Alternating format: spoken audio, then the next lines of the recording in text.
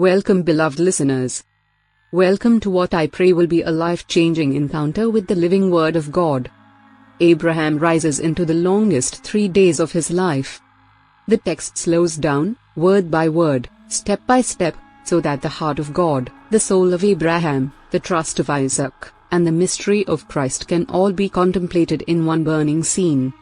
This is not only a story about one father and one son. It is a doorway into covenant, sacrifice, trauma, healing, and the revelation of the Lamb of God. Here begins a moment where obedience, love, and faith converge into a living encounter with the divine. Abraham rose early in the morning. The Hebrew reads Vayashkem Avraham Babuker. The verb Vayashkem is from the root shakam, in the hafil stem, meaning he caused himself to rise early, a deliberate, intentional, self-moved action. Abraham does not stumble into obedience. He rises with purpose, aligning body, mind, and will to the Word of God. The kal stem would indicate simple action, but the hafil intensifies, showing causation and discipline. In Masoretic cantillation, a disjunctive accent falls after the verb, allowing the reader to pause, to feel the weight of the rising, before encountering Avraham Babuker, Abraham in the morning.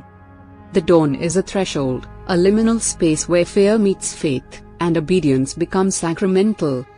In Hebrew narrative, early rising signals Elan covenant seriousness. Compare Genesis 18, where Abraham hastens to meet the visitors, and Genesis 21, where he sends Hagar and Ishmael into the desert. This morning echoes both hospitality and heartbreak, binding mercy and sorrow into one rhythm of obedience. The Septuagint renders kai authors in Abram to proi. The Greek verb authorize emphasizes waking at daybreak, associated with prayer, watchfulness, and readiness.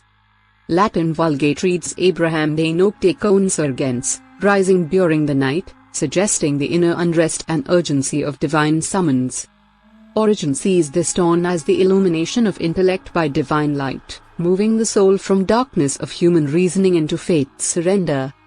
Augustine interprets it as charity ordering the natural love of Abraham for Isaac beneath love for God, a purification, not a suppression, of parental tenderness.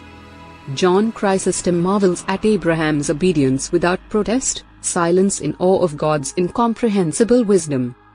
Gregory Palamas later reads the rising as ascent of the new to God, where the first rays of uncreated light touch the hesychastic heart. Psychologically, Abraham's rising models movement from paralysis to action in trauma. Many awaken with dread, Abraham awakens to obedience. He does not dissociate, he does not escape, he organizes the day around the call of God. Inner healing emerges here. We too may rise into painful days, whispering, God, I rise because you are good, even when I do not understand. My love, not my fear, guides me. He saddled his donkey. Wajawoshet chamoro. The verb chawash in kal stem is to bind or harness. The word chamoro, his donkey, resonates with chomer, matter, suggesting the binding of material life to divine purpose. Masoretic accents break the sequence into a drumbeat. He rose early. He saddled his donkey. He took his young men. He took Isaac his son. He split the wood. He rose and went. Each verb, simple yet deliberate, slows narrative time. The Septuagint uses a forma sainton and no notou, preserving the image of the humble Mount of Peace. The donkey symbolizes the flesh, patient and carrying divine purposes, pointing forward to Christ riding a donkey into Jerusalem. Ambrose and later fathers linked the donkey to Christ's incarnation, weak flesh carrying infinite love.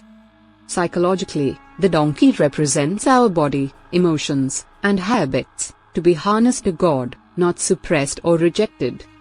Pray, Lord, help me saddle my donkey, harnessing my body, mind, and feelings to your will.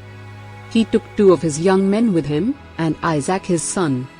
Waikochet shene Nyara wito wheat yitzhak beno. Nyaro refers to young household servants, practical aids on journeys, witnesses but not participants in the ultimate sacrifice. Historically, patriarchal households included trusted attendants, often legally bound as heirs or servants, reflecting Nuji and Hammurabi codes. Patristic typology sees them as the faculties of intellect and will, accompanying but not performing the sacrifice. Mystically, they point to faculties preparing the soul, while the heart and beloved are offered fully. Psychologically, they represent practical aspects of ourselves that cannot enter the deepest encounter with God, which must be faced by the inner child or core self. He split the wood for the burnt offering. Wa eewaka atzeola. Baka means to cleave apart. Adzeola, the wood for the burnt offering, carries the fire that will consume the sacrifice. Ancient Near Eastern highland woods, dense and dry, would burn steadily. Masoretic accents guide us through the physicality of Abraham's labor: hands, arms, shoulders. Origen sees prefiguration of the cross. Abraham prepares the wood Isaac will carry. The cross is deliberately arranged in divine counsel.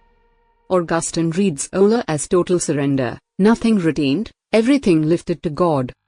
Psychologically, splitting wood mirrors sorting and naming trauma, making each fear or memory a piece to lay before God for transformation. Inner healing: Holy Spirit, help me split the wood of my story, not to destroy me, but to place it on your altar. He arose and went to the place of which God had told him. Vaykom Elohim. Vaykom echoes the earlier rising, framing the sequence. Harmakom, the place, is not merely geography. Later Jewish tradition names God as Hamakom, the place. This is where human will meets divine testing. Septuagint renders I stanto upon on iponotohotheos. Patristically, the place foreshadows Jerusalem and Golgotha, the locus of Christ's ultimate sacrifice. Mystically, the place is the interior heart where sacrifice, revelation, and healing occur. Psychologically, the place symbolizes our hardest encounters, difficult conversations, illness, relational confrontation, all opportunities for divine revelation and inner transformation. Affirm: God has a place for my healing. My mountains are where He will reveal Elam. On the third day, Abraham lifted his eyes and saw the place from afar. Bayom hashlishi vayisa Avraham et einav vayaret hamar kom mirachok. The third day carries typological weight, decisive action, resurrection, hope. Isaac has been as good as dead in Abraham's heart. The third day allows perception, lifting eyes from obedience into vision of promise. Masoretic accents highlight the lifting, the shift from looking down in compliance to looking up in expectation. Septuagint, Kai Eperin Abram tu of Thelmesotou. Chrysostom and other fathers note the nobility of perceiving God's intention amidst mystery. Mystically, stages of the spiritual life emerge: command wounds, obedience in darkness, and revelation on the third day. Psychologically, this mirrors shock processing: freeze, survive, then meaning-making. Prayer: Lord, I ask for third day grace. Lift my eyes from pain into your presence. Show me the horizon of resurrection. And Abraham said to his young men, Stay here with the donkey, and I and the lad will go over there, and we will worship, and we will return to you. Vayome Avraham el Nyaro. Shewulokam poem hich amor, vani vien anel cha ad kovenishtich cha we venashwaka lekim. Imperfect plural conveys confident expectation: we will return. The lad, Hana, emphasizes vulnerability. The Septuagint, Kai proskina ant sanis tripomon pros humus. Worship is bodily, venishtic chawe, bowing fully under God's will. Origen sees prophecy of resurrection. Augustine notes faith in God's character over method.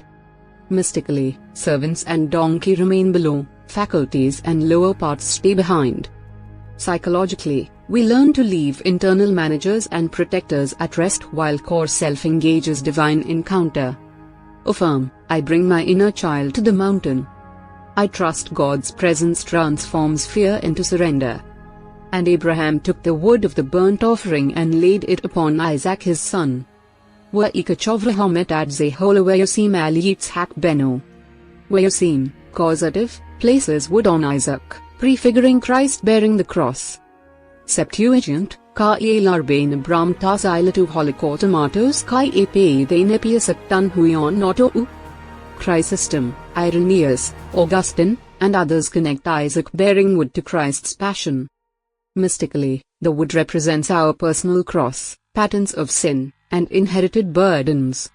Psychologically, carrying the wood mirrors engaging with our trauma under God's guidance.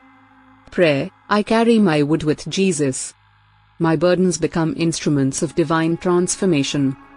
And he took in his hand the fire and the knife, and the two of them walked together.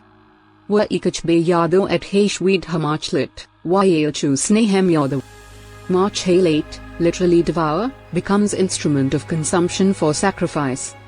Abraham holds both fire and knife, Isaac the wood. Masoretic repetition frames relational unity, walking together, shared obedience.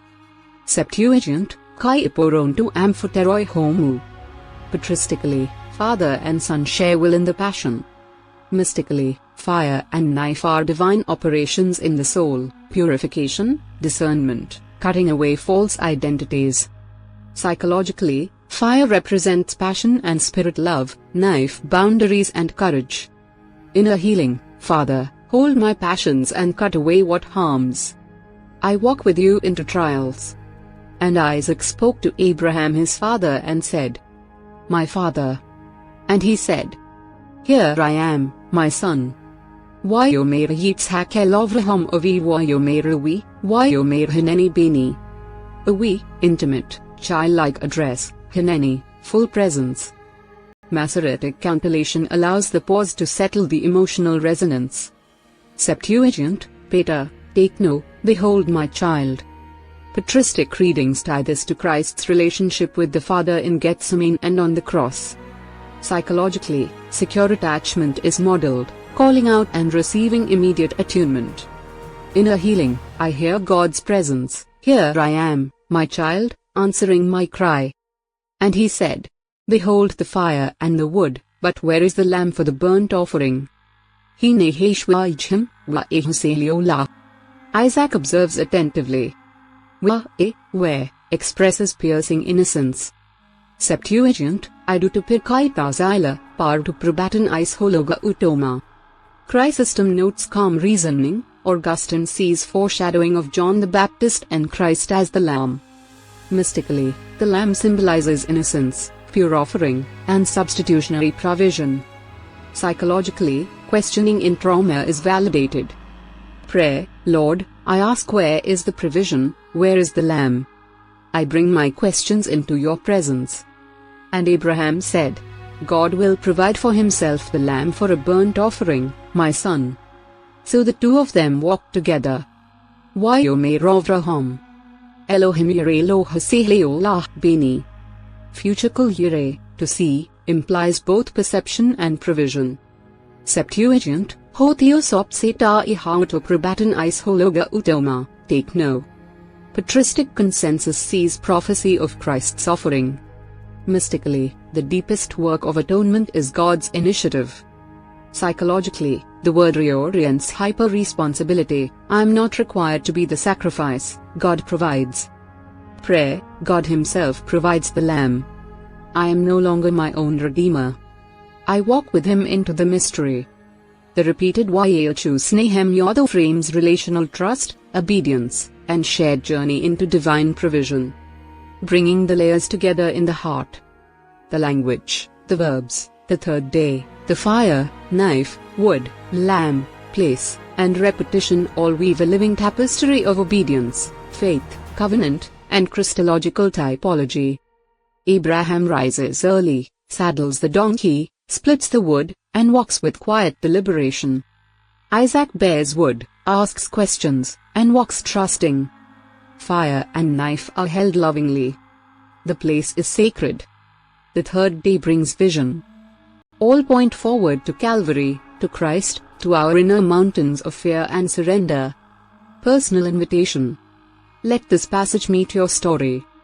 Picture yourself walking with Abraham and Isaac.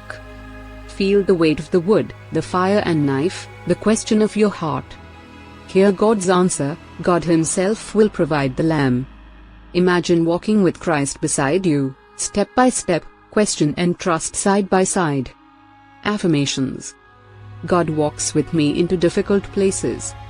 I am never abandoned on my mountain. God Himself provides the lamb for my life. I am not my own savior. Christ is my sacrifice, my covering, my peace. My questions are welcome. Like Isaac, I can ask where is the lamb and still walk with the Father.